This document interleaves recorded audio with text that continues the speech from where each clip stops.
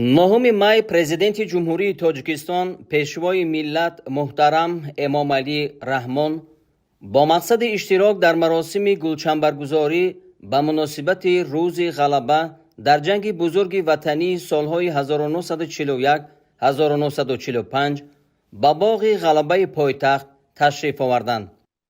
сарфармондеҳи олии қувваҳои мусаллаҳи кишвар генерали артиш муҳтарам Эмомалӣ Раҳмонро раиси маҷлиси миллии маҷлиси олии ҷумҳурии Тоҷикистон, раиси шаҳри Душанбе муҳтарам Рустами Эмомалӣ ва вазири мудофиаи ҷумҳурии Тоҷикистон генерал-полковник Собирзода Эмомалӣ истиқбол гирифтанд.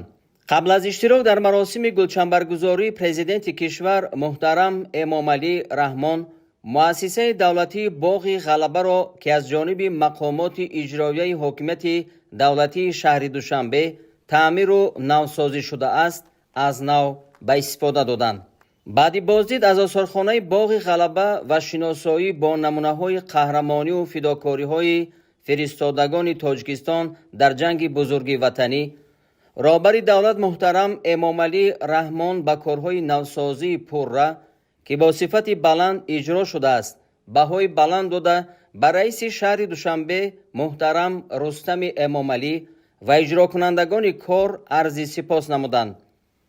сарвари давлат муҳтарам Эмомалӣ Раҳмон ҳамчунин барои идомаи корҳои навсозӣ дар боғи ғалаба дастуру тавсияҳои иловагӣ доданд. дар ин рӯз майдони баргузории гулчанбаргузорӣ идона оро ёфта, ҳайати шахсии оркестри ҳарбӣ ва иштирокдорони маросим саф кашида буданд.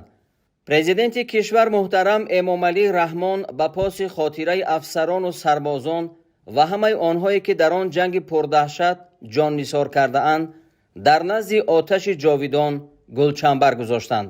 бо гузоштани гулчанбар ва гиромидошти қаҳрамонони мардуми тоҷик, сарвари давлат муҳтарам Эмомалӣ Раҳмон равони шаҳидони ватани азизи моро шод намуданд.